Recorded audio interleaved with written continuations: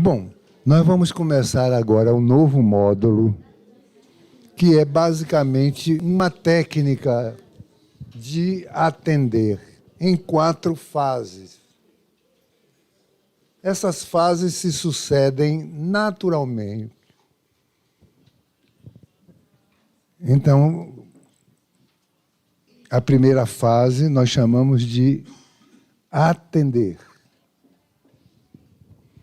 Vocês estão verificando aí que existe uma seta inicial, o atendente disponibiliza-se. É todo o comportamento de acolhimento, é a fase inicial. Ele se divide, por sua vez, em 3 etapas. Recebendo a pessoa. É o comportamento de gentileza, é o comportamento de educação, em 3 segmentos distintos. O ambiente.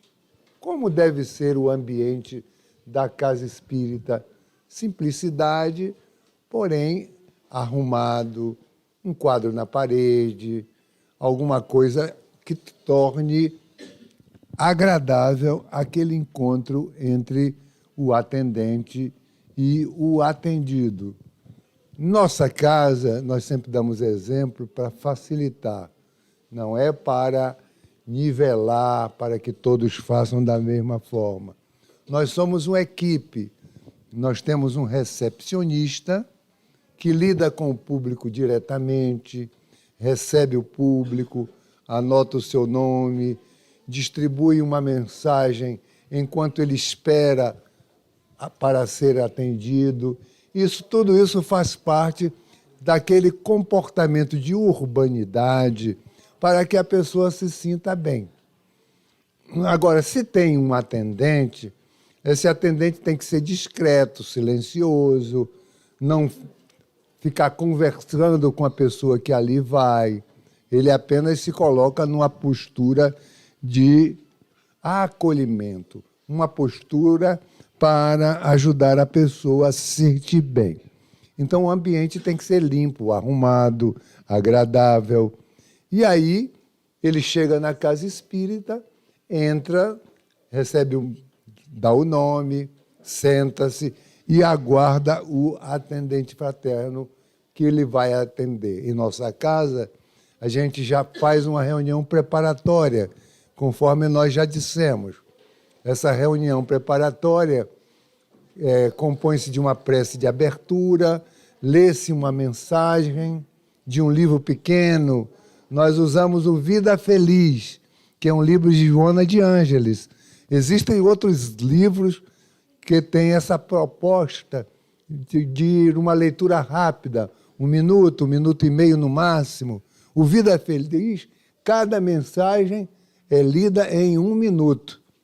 Depois da prece inicial, a gente lê o Vida Feliz, interpreta o Vida Feliz, com pequenos comentários, aplica passe na pessoa que vai para o atendimento fraterno. Depois daquele passe, a pessoa vai para um local reservado, uma saleta, um lugar onde eles possam ficar,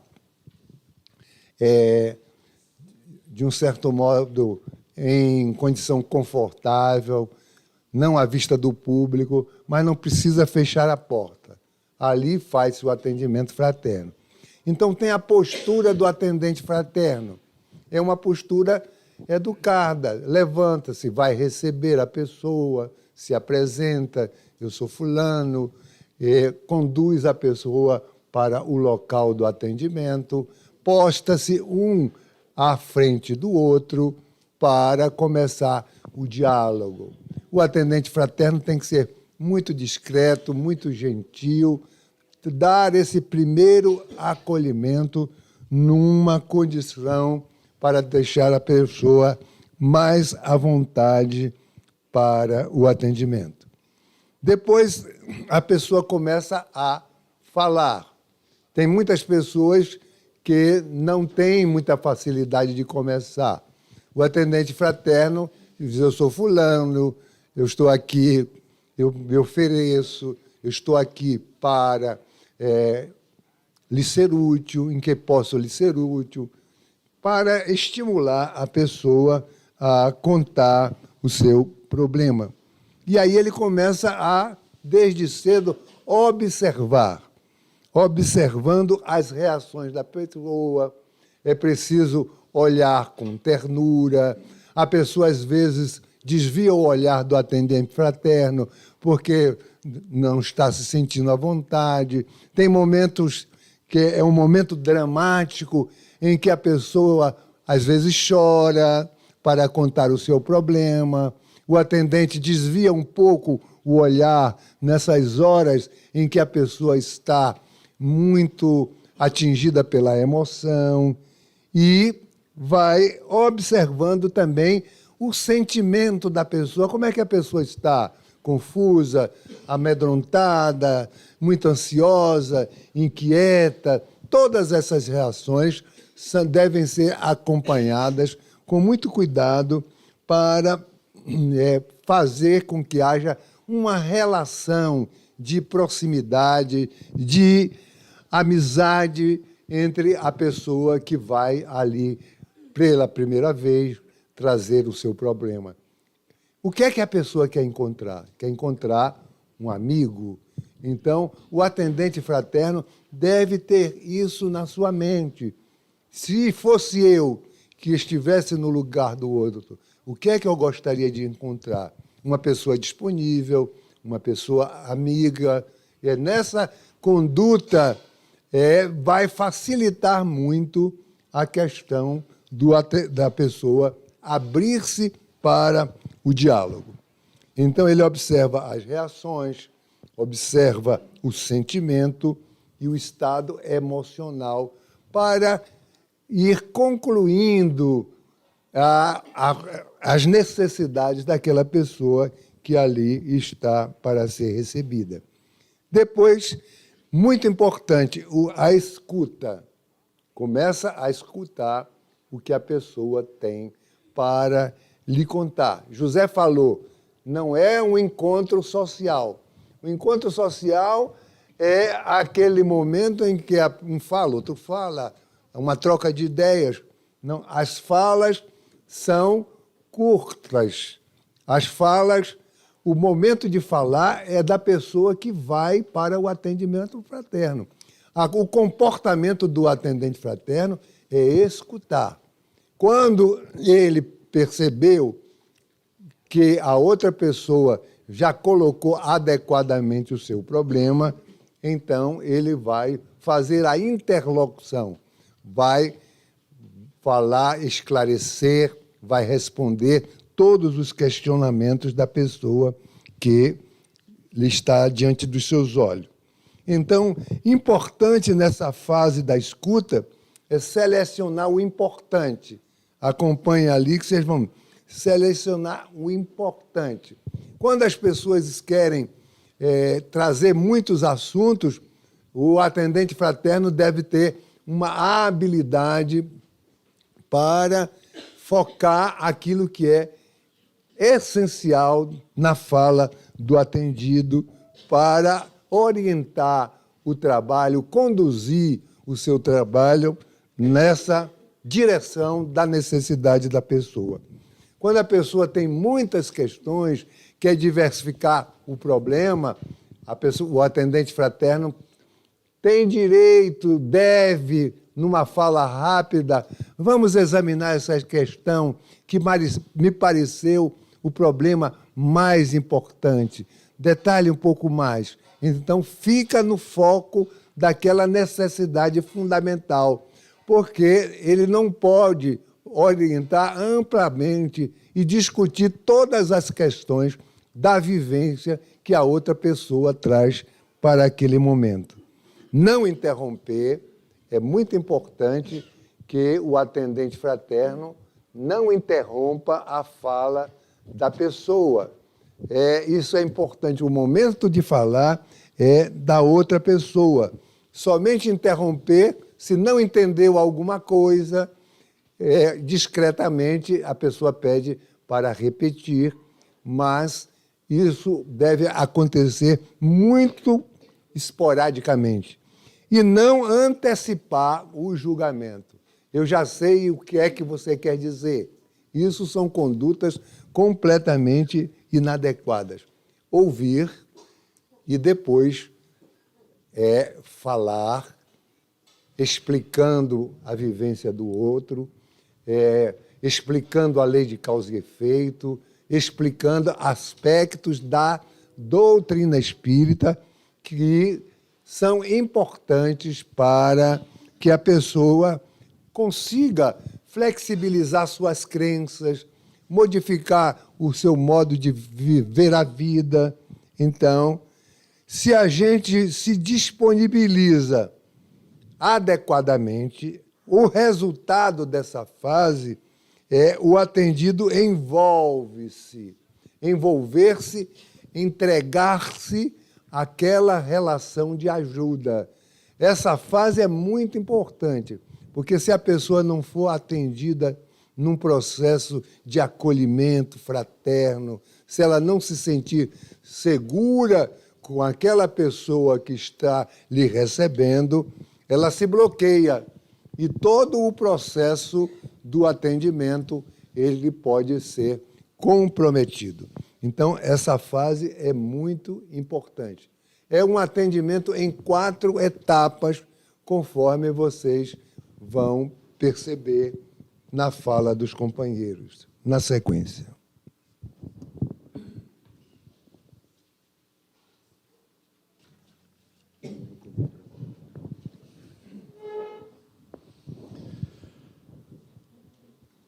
O responder não significa dar logo respostas.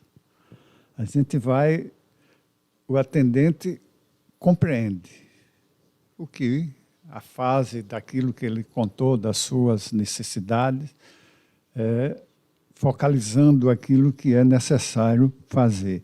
Então, o conteúdo da fala, a gente tem que prestar muito bem atenção. É aí a questão do saber ouvir.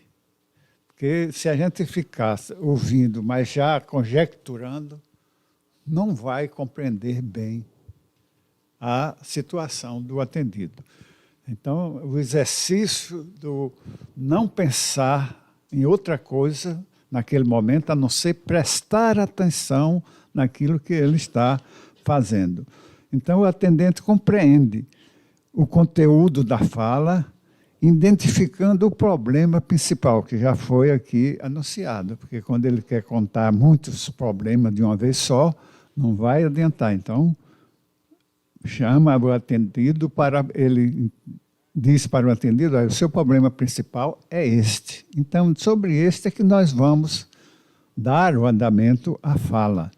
Então, a gente vê quanto é necessário que o atendente tenha essa percepção de ouvir bem e de não estar mentalmente já respondendo, porque às vezes a gente fica querendo adiantar a coisa e fica manipulando pensamentos. Se a gente ficar com essa manipulação, pensando em uma coisa e na outra, o que vai fazer, não vai resolver, não vai assumir bem aquilo que a pessoa veio relatar. Então, discernido o problema principal, compete a gente, identificando o principal, a gente aí vai orientando as coisas, mostrando a ela caminho. Tem a percepção do sentimento para poder identificar a emoção preponderante. Alegria, tristeza, porque às vezes a pessoa está contando uma coisa, mas não está demonstrando isso. Então é necessário que a gente tenha a psicologia de ficar olhando no olhar, as emoções da face, para poder ir se adentrando. E, especialmente, nós, aqueles que estamos atendendo, procurar a ligação com o mundo espiritual, que ele vai nos dar a orientação certa. As nossas vibrações têm uma importância muito grande. A gente ter sempre a compaixão daquele que está ali falando. Porque nesse estado de compaixão, a gente adentra no psiquismo da pessoa, ela vai se sentindo bem, a gente vai transmitindo boas vibrações, e ela vai, aos poucos, se envolvendo mais. Então, é necessário que a gente tenha essa visão de verificar as suas emoções, para poder, a partir daí, a gente ter a segurança daquilo que vai poder fazer com justeza e com clareza. Não podemos deixar, se a gente demonstrar qualquer ação nossa, do atendente, que tenha insegurança e que a pessoa, aí o atendimento cai por terra. A gente tem que estar firme, certo, com a certeza de que não estamos a sós. Essa é a grande problemática nossa, é a gente querer achar que somos... O importante é que nós temos condições, não é isso. A gente somos importantes porque ali estamos, doando-nos para o atendimento, mas com a certeza de que só teremos isso se tivermos em conexão com o mundo espiritual. Que a questão daí é dúvida, né? Às vezes a gente está ali e será? Isso é horrível. A gente tem que ter a certeza que estamos ali, que estamos sendo ajudados pelo mundo espiritual. Porque eles, imaginemos nós, que quando nós estamos assim, que a pessoa já vai, eles já sabem a problemática, eles sabem os acompanhantes da pessoa, eles conhecem.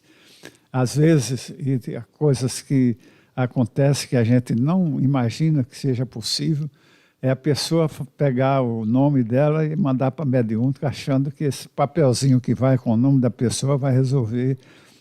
A gente não sabe se a nossa mediúnica tem a capacidade de resolver as problemáticas. Se o grupo nosso está já com a capacidade de resolver aquele problema, da detenção daquele espírito. Às vezes, aquele espírito vai ser atendido em outra instituição, em outra cidade, em outro estado, onde tem um grupo que tenha condições disso. Então, tudo isso a gente tem que estar certo. E aquele papelzinho tem que confiar no mundo espiritual, gente. Eles estão presentes em todos esses trabalhos quando nós fazemos com segurança e com a certeza de que eles estão presentes. E que a parte deles, eles fazem bem. Nós é que, às vezes, não fazemos com a correção que deveríamos. Então, na outra fase, as perguntas. Respondida à luz da doutrina espírita. Isso é que o atendente fraterno tem que se conscientizar, que ele não pode dar respostas pessoais, nem eu acho que é assim, nem... As respostas são dadas de acordo com os ensinamentos da doutrina espírita. Porque ele tem resposta, a doutrina tem resposta para toda a problemática da vida. É só nós dar essas informações necessárias para poder ter a segurança. Então, quando a gente faz isso com amorosidade, e o amor, as vibrações amorosas, atrai o mundo espiritual bom para junto de nós e já vai beneficiando o atendido pelas próprias vibrações. A partir daí, nós temos certeza de que o êxito do atendimento está assegurado. Então, o atendido avalia-se. A gente leva o atendido a avaliar-se da sua capacidade, da sua dificuldade, mas da possibilidade que ele tem de fazer um trabalho correto para a sua vida.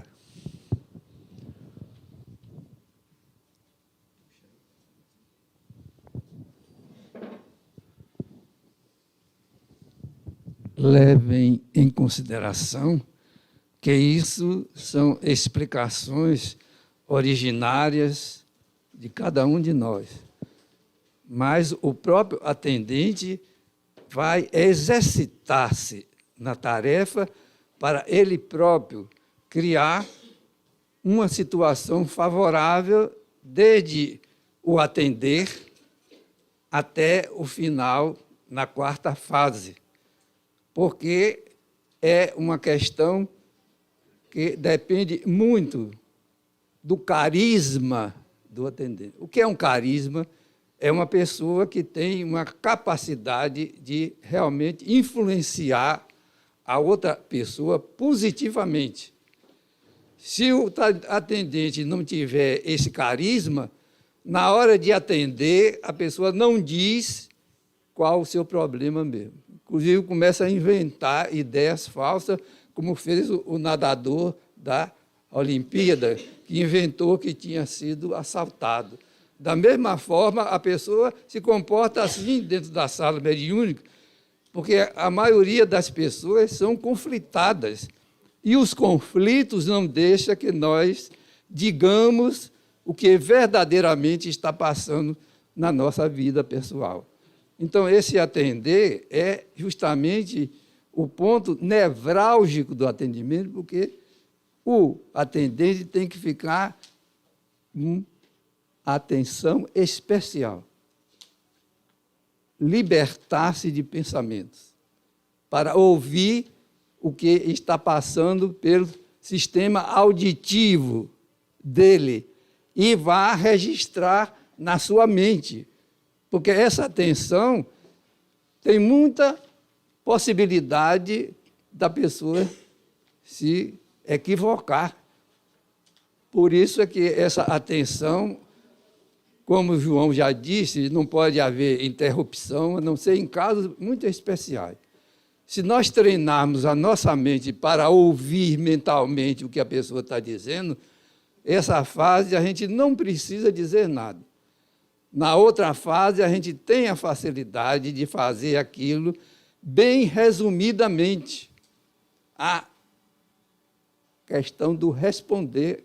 Por que está acontecendo isso comigo? A minha vida estava daquela maneira, de repente, virou tudo de cabeça para baixo.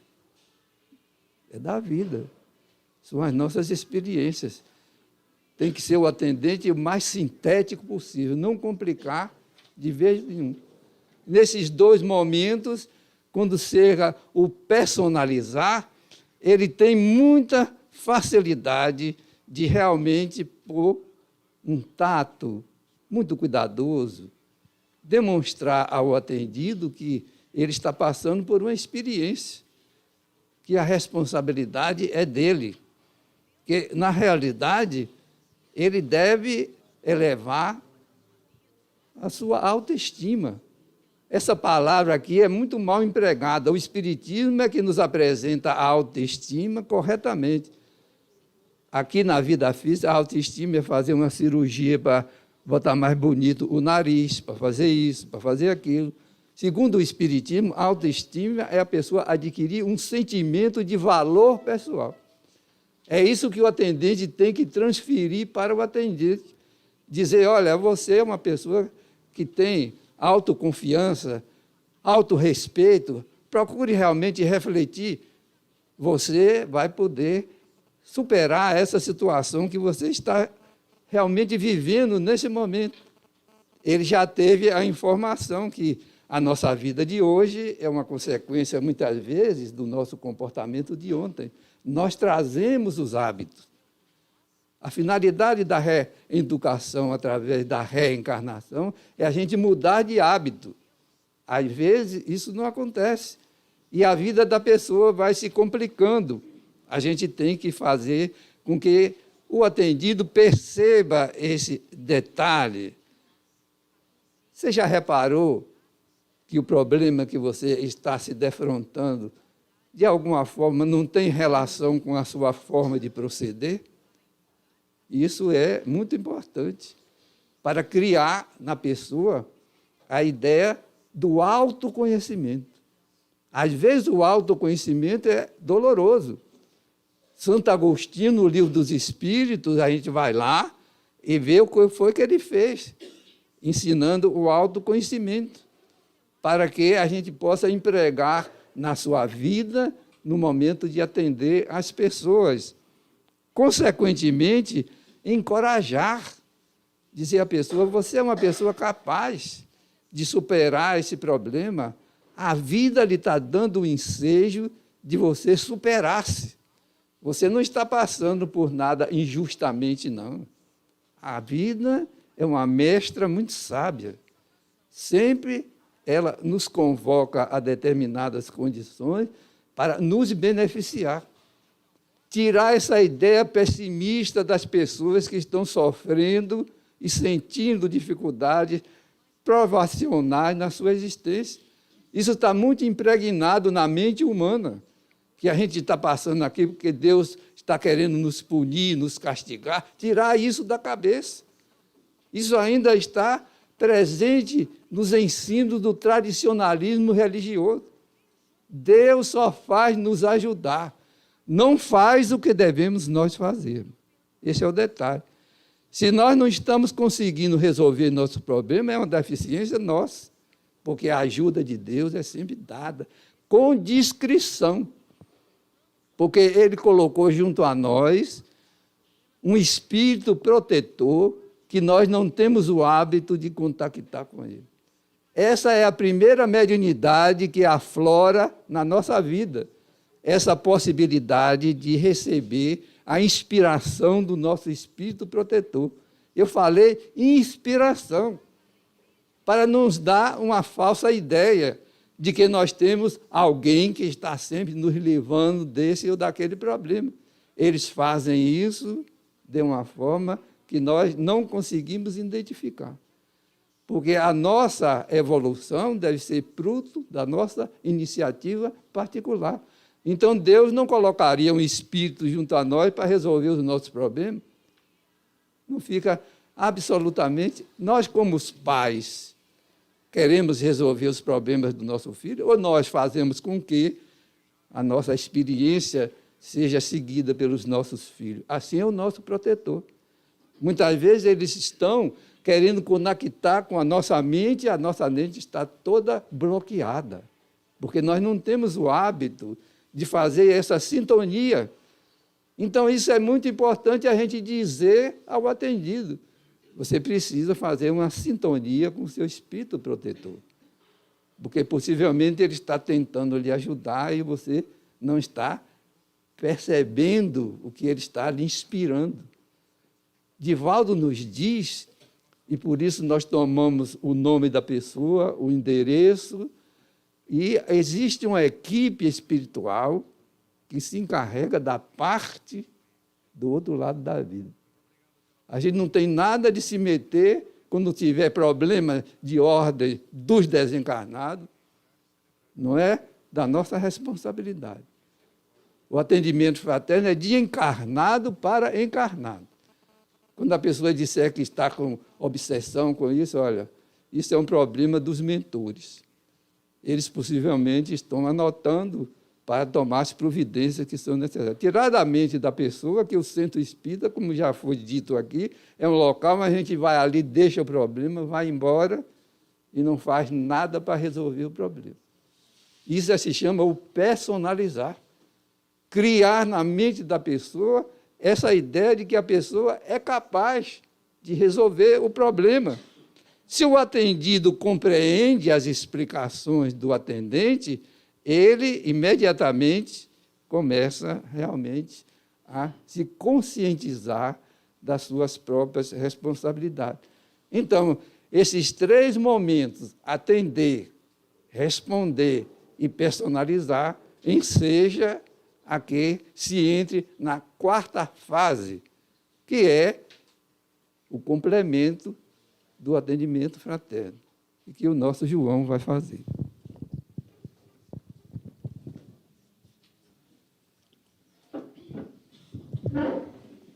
Somente depois de cumprir esse passo a passo é que você vai dar orientações. Não adianta dá-las antes da hora.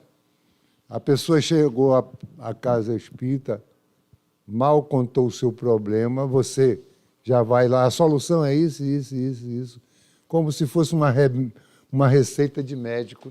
Não é assim. É preciso que a pessoa esteja preparada, conscientizada, trabalhada emocionalmente para atender às orientações. Então, o personalizar que José falou é como se fosse a fase motivacional. Você está motivando a pessoa. É preciso levá-la à compreensão do que deixou de ser feito. Olha, você chegou a esse ponto porque você não fez isso. Então, fazendo isso, como fazer isso, como realizar aquilo que deixou de ser feito, será a fase da orientação. A orientação é a conclusão do processo. Talvez seja a fase mais fácil de fazer. A orientação, na verdade, é a fase mais fácil, porque a gente sabe aquilo que é preciso ser feito para a pessoa sair do problema.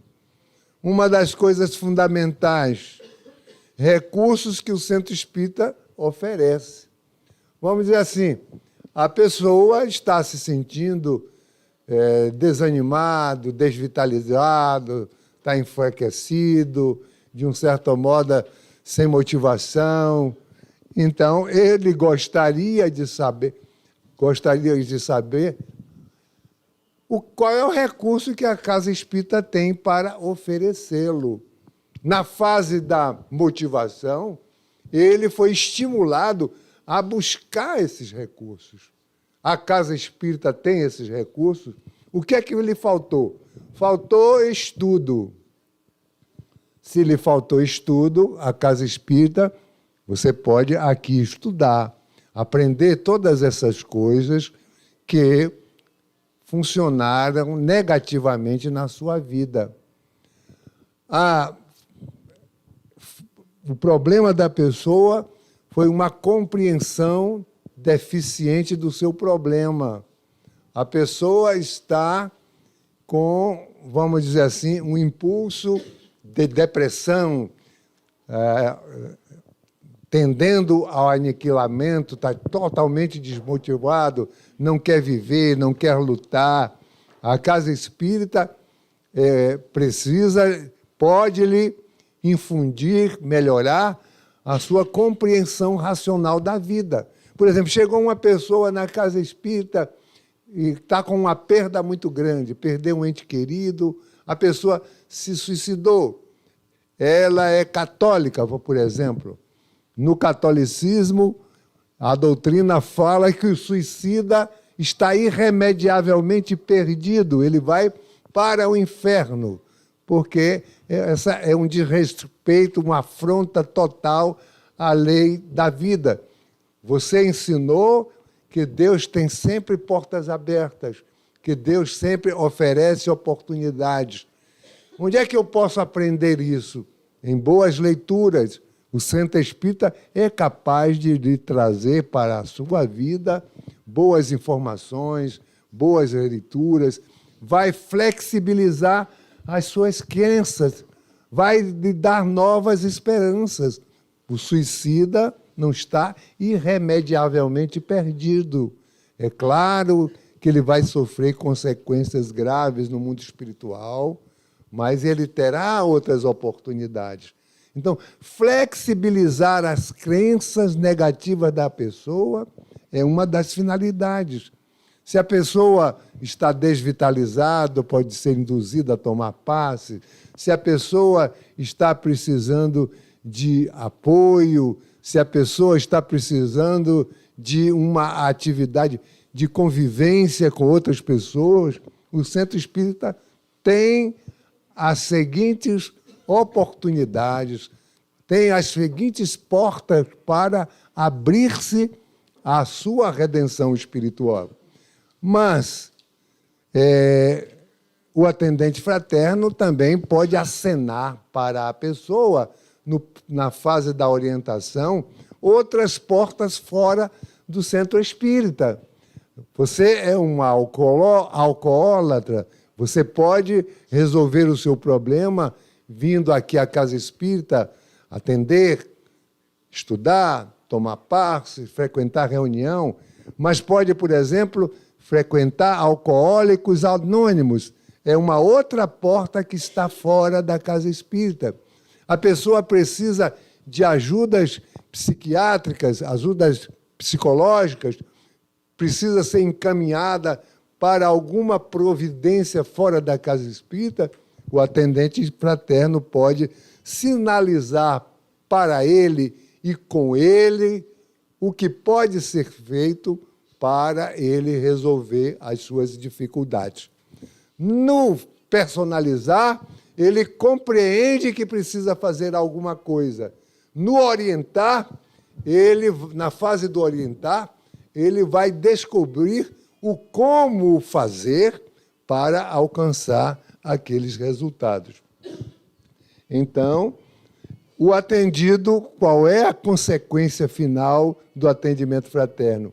O atendido decide-se, ele movimenta-se e age. Por que ele está naquela fase de complexas dificuldades? Porque ele está paralisado. Normalmente, os grandes desafios da nossa vida nos levam à inércia, àquela sensação de impotência. Porque problema todo mundo tem, todo mundo terá antes e depois do atendimento fraterno. Problema nós temos antes de entrar no espiritismo, durante a fase espírita e teremos para o resto da nossa própria vida. Mas nós precisamos encontrar aquela força para superar o problema. E aí é a fase da orientação, para levar o atendido a compreender o que é que ele pode fazer e também como fazer, movimentar-se, entrar na ação transformadora. Todos nós precisamos desse dinamismo da ação, não nos abater diante dos problemas.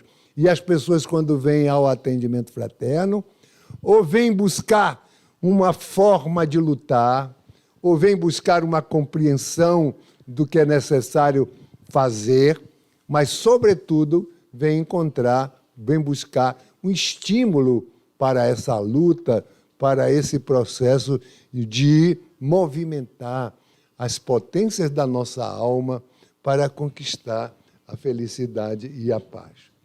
Então, o atendimento fraterno, eu já antecipei, ele precisa de uma organização na casa espírita. Essa organização é preciso que haja um grupo.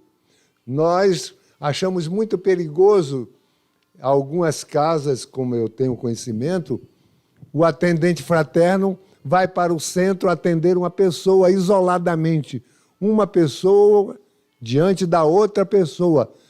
Nós precisamos ter essa harmonia de um conjunto. É uma equipe de atendimento fraterno, em que temos que ter um recepcionista, nós temos que ter as pessoas que aplicam passes e nós temos que ter um grupo de pessoas que realmente vão entrar em contato com o público para escutar, para ouvir-lhe as dificuldades e responder às suas dúvidas, informar sobre a doutrina espírita, animá-la, entusiasmá-la, demonstrar à pessoa que ela é uma pessoa capaz de resolver os seus problemas.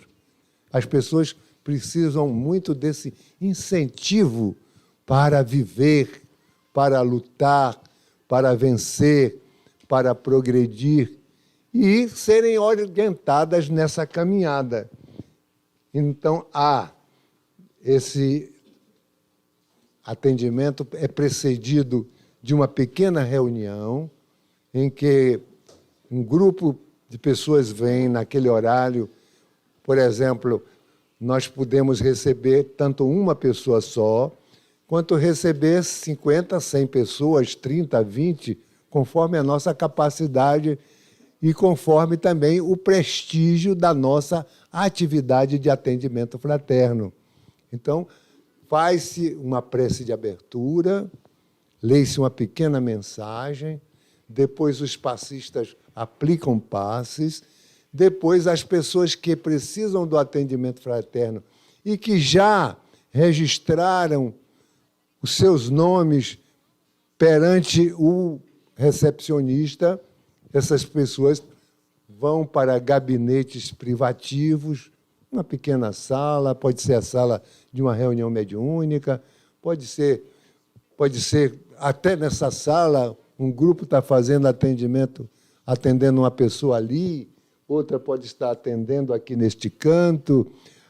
Nessas 4 quinas desse salão, podem ter 4 pessoas fazendo atendimento fraterno. Um está aqui, outro está ali, outro está ali, outro está aqui, porque a conversa é uma conversa em tom baixo e que não dê transparecer para ninguém que está havendo um atendimento fraterno, e aí se processa o trabalho do esclarecimento, o trabalho da consolação e o trabalho da motivação para que as pessoas possam resolver as suas dificuldades por iniciativa própria.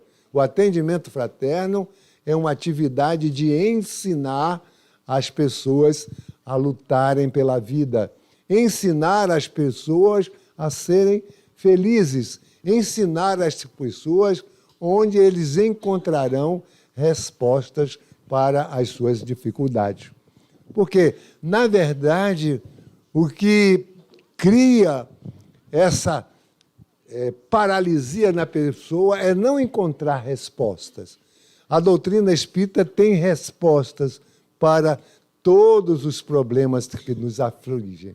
E quando essas respostas são dadas, quando as pessoas compreendem a lei de causa e efeito, compreendem que foram criadas por Deus para a felicidade, têm a certeza de que Deus é um Pai amoroso e bom, e que tudo o que nós estamos passando não se tratam de injustiças da vida, mas que são coisas que nós provocamos por desatenção à vida, ou provas que Deus coloca no nosso caminho para nos estimular ao crescimento, então todos nós temos essa direção feliz para construir a nossa própria felicidade.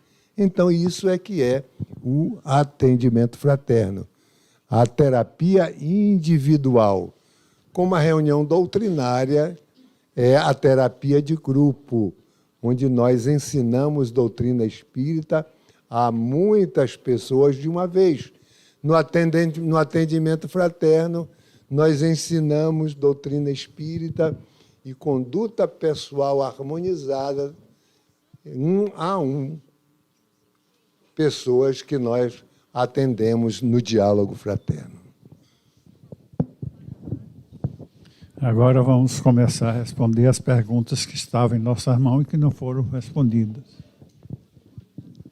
Nós queremos dar uma ênfase a esse primeiro momento de preparação do atendimento fraterno. Por que nós escolhemos Vida Feliz de Joana de Ângeles? Porque ela é a nossa psicóloga. Ela, no livro, ela dá conselhos oportuníssimos para aqueles que estão ali.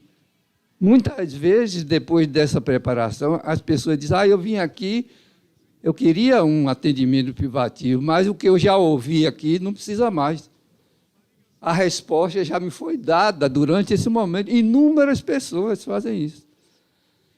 Por isso, estamos também respondendo uma pergunta que a pessoa inquire quais outras obras que nós indicaríamos para esse trabalho do atendimento fraterno. Vocês disseram que a diretoria pode decidir, mas, mesmo assim, gostaríamos de ver o livro da série psicológica de Joana de Ângeles. Se a pessoa puder adquiri-lo, vai ter um acervo cultural muito grande de referência a tudo aquilo concernente ao atendimento fraterno.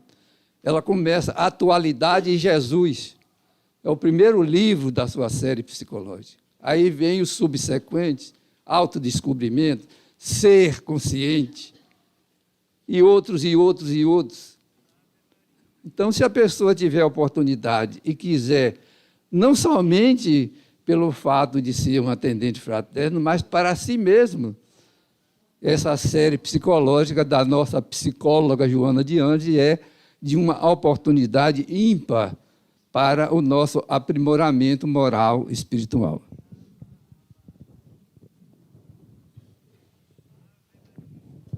São 16 livros, né? Acho que a doutrina espírita é muito rica e, às vezes, isso nos assusta pela grande quantidade de informação. A gente elege alguns livros importantes da série. Vida, Desafios e Soluções. É um dos livros mais importantes da série, porque ele é pontual. Vai examinar o medo, vai examinar a raiva, as emoções fundamentais da nossa própria vida, mas são todas excelentes obras. Vocês podem criar um grupo de estudos dentro da série psicológica. Escolhe uma pessoa que tenha mais habilidade com essas leituras para servir de monitora, servir de monitor. Então, são possibilidades para a gente avançar. Se um trabalhador da casa está precisando de atendimento fraterno, como devemos agir? Acredito que antes de iniciar os trabalhos de atendimento fraterno, deveríamos primeiro fazer com os trabalhadores que, por mais conhecimento tenham, ainda se encontram em dificuldades. Bom, o trabalhador da casa pode fazer atendimento fraterno. Agora, deve ser espontâneo. A gente não pode chegar, você precisa ir para o atendimento fraterno. Aí a gente já está criando imposições.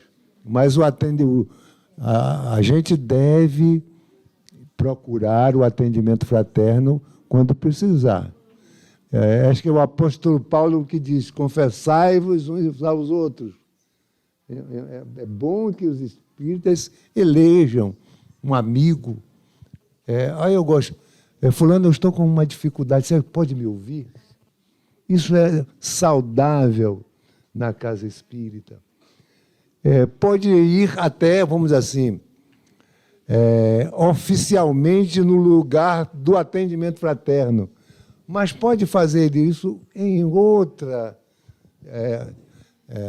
intimamente, um com o outro, procurar um amigo para tomar um atendimento fraterno. É um momento de aconselhamento. Quem é que não precisou de aconselhamento na sua vida? Então, podemos fazer sim e devemos. Chamamos a atenção para um detalhe. Não é um confessionário conforme a doutrina católica. A pessoa não vai ali confessar os seus defeitos ao atendente. Às vezes, as palavras que chegam ao nosso conhecimento, precisamos refletir segundo a doutrina espírita. Quando Paulo se referiu a confessar uns aos outros, ele não estava entrando no mérito da frase. Nós, espíritas, penetramos nesse mérito. Não vamos realmente contar os nossos defeitos, o que nós fazemos de errado, a ninguém. Nós devemos fazer isso a Jesus Cristo, em silêncio. Então, ficamos, aconselhai-vos uns aos outros.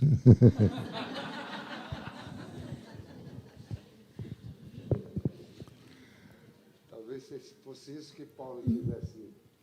O sentido, a semântica das palavras, elas modificam-se com o tempo. Elas têm uma outra conotação. Se durante o atendimento ou ao final o atendido pedir o número do nosso telefone para poder contactar o atendente, em um momento aflituoso, como proceder? Não dá. O lugar de encontro é no centro lá.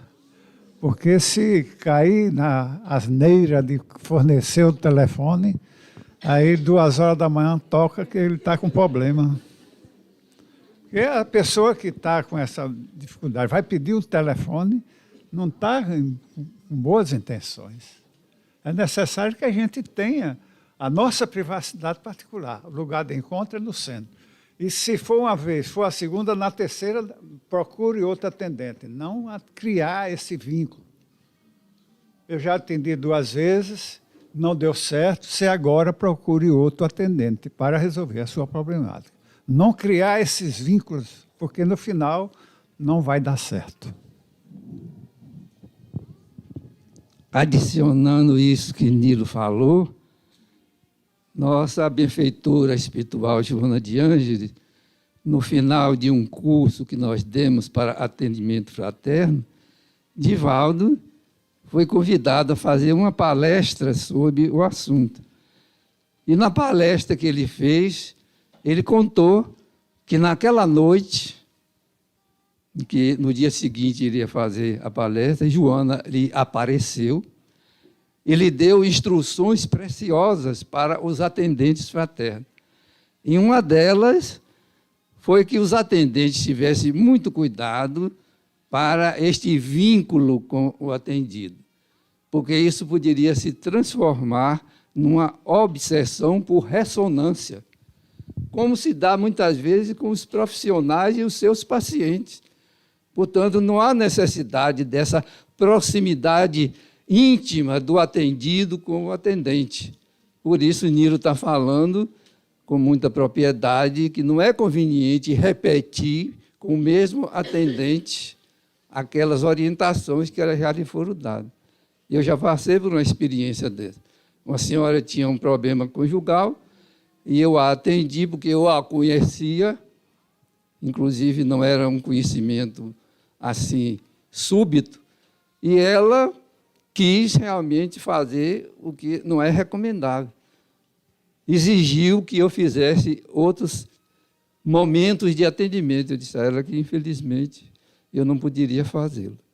Que ela buscasse um outro atendente, porque o que eu já tinha lhe dito a respeito do seu problema é o máximo que eu poderia lhe auxiliar, para você tomar sua própria decisão.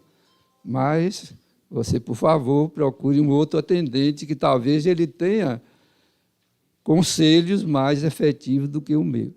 E ainda, de referência àquilo que foi pedido seja respondido, da questão do telefonema, aqui tem uma pergunta que é mais ou menos correlata, perguntando se o atendimento fraterno pode ser feito fora do centro espírita. Não pode. Perguntando, por exemplo, se o atendido, depois, indo pessoalmente procurar aquele que o atendeu, deve ser feito. Não deve. Porque a ressonância obsessiva é telepática. A pessoa emite o pensamento, o outro capta, porque nós somos uma estação receptora e transmissora. A nossa mente recebe e transmite. Então, fica um vínculo telepático. E, muitas vezes, isso pode causar certos problemas de relacionamento entre as criaturas humanas. Portanto, o atendente pode ser acolhedor, delicado, atencioso, mas não passar as fronteiras para a intimidade. Esse é o grande perigo.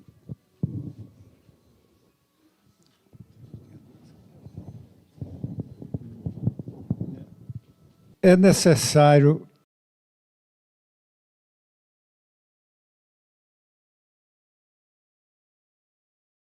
estabelecer um dia específico para o atendimento. Pode ser feito simultaneamente a outro trabalho da casa, não junto com a doutrinária. A reunião doutrinária da casa deve ser um dia que não tenha nada além dela na casa. Porque muitas vezes é a necessidade que o trabalhador da casa esteja presente nas reuniões doutrinárias.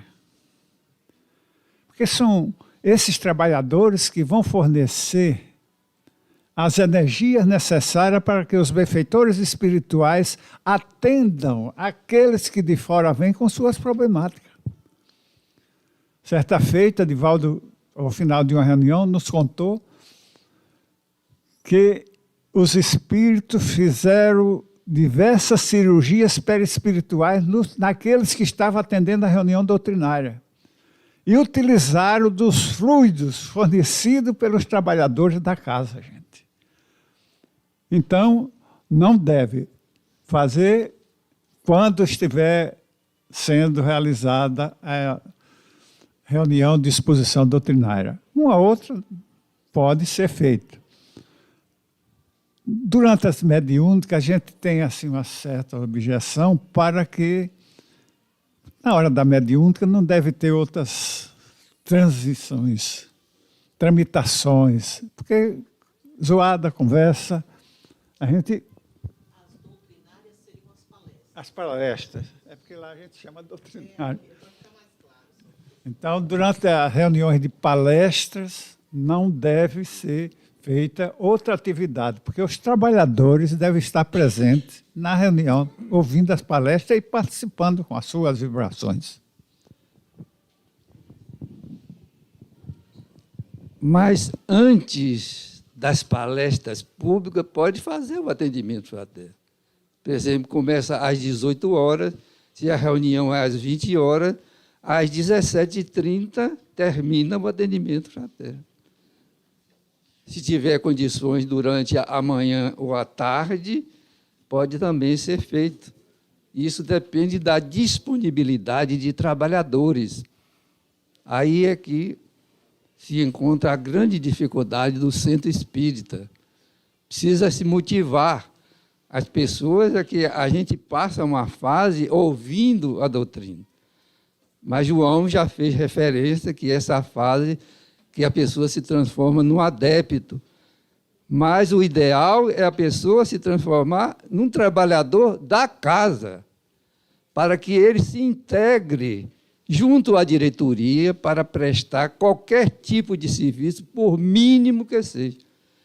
Aliás, isto é uma orientação dos benfeitores espirituais, que nós devemos dedicar um pequeno tempo para esse trabalho voluntário, sem interesses de ordem imediatista.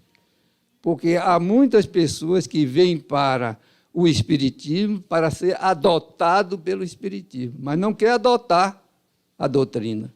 Então, leva o tempo todo só ouvindo, não se disponibiliza para se oferecer à diretoria para fazer qualquer coisa. Nós começamos, eu e Nilo, tirando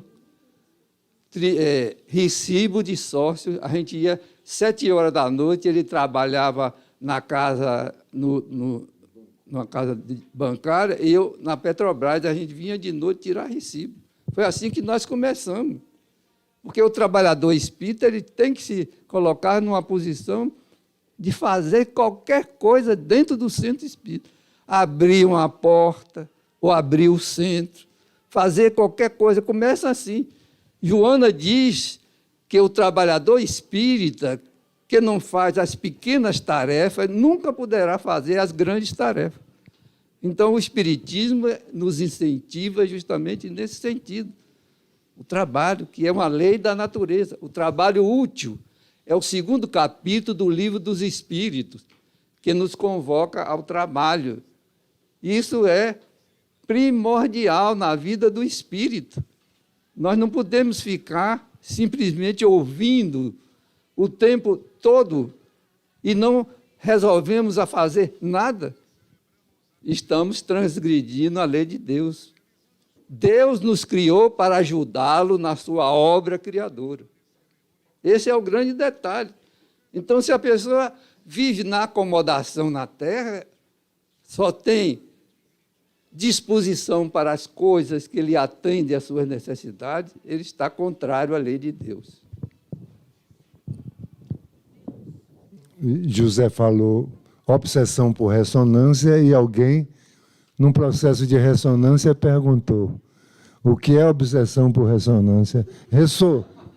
Ressoou a onda. Eu não sei explicar direito porque eu não sou físico, mas as ondas, todo o processo energético é ondulatório.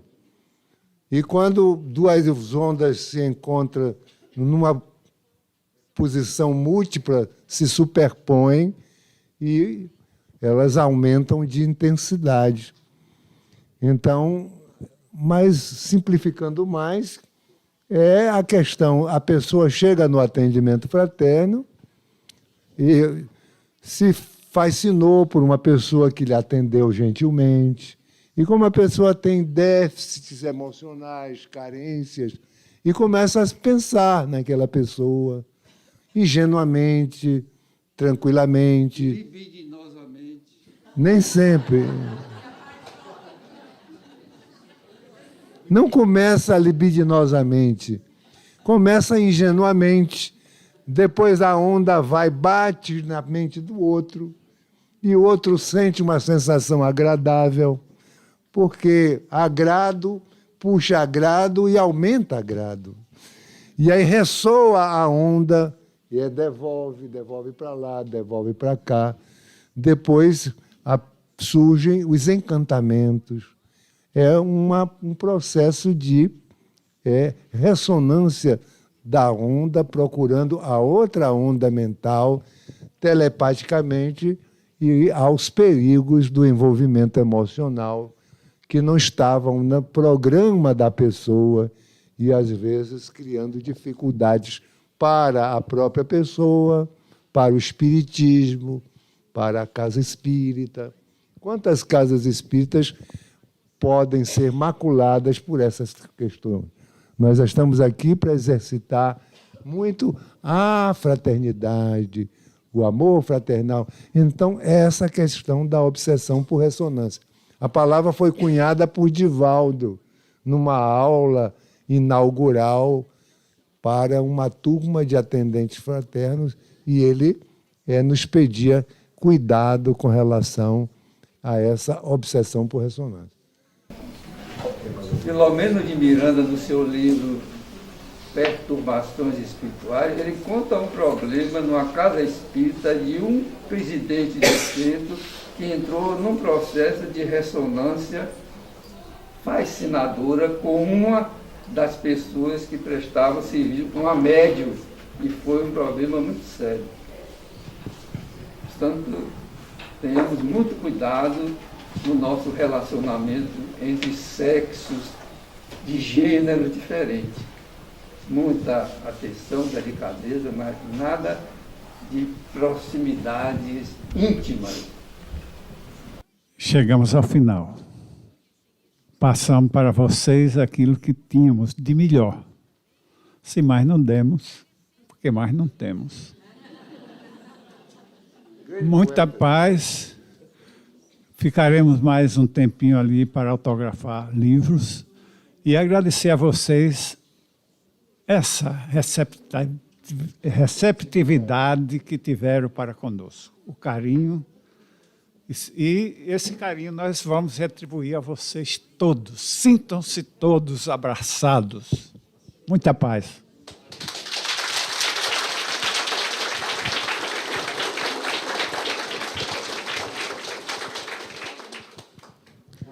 Nós agradecemos imensamente, porque foi algo que tocou fundo os nossos corações. Nós temos aqui na casa atendimento fraterno, funciona bem, graças a Deus, mas é sempre bom a gente ter orientações de quem realmente conhece. E é sempre bom a gente renovar o trabalho, porque essa doutrina ela é uma doutrina em movimento. Nós estamos aqui em caminho evolutivo. E o bom é que nós temos que ser alegres, felizes, porque ela nos dá essa chance, essa oportunidade de nos reconhecermos como herdeiros de Deus, que somos capazes de nos orientar e de orientar aqueles que procuram a nossa casa. Amai-vos e instruí-vos. E é isso que nós estamos fazendo hoje aqui, nessa reunião de confraternização e nesses instantes em que nos instruímos com os nossos queridos companheiros, a quem nós agradecemos de coração e que eles sintam também o nosso abraço fraterno, né? Rede Amigo Espírita, uma ferramenta de união, interação e divulgação do movimento espírita. Acesse www.redeamigoespírita.com.br e confira nosso acervo disponível. Rede Amigo Espírita, divulgando, instruindo e unificando.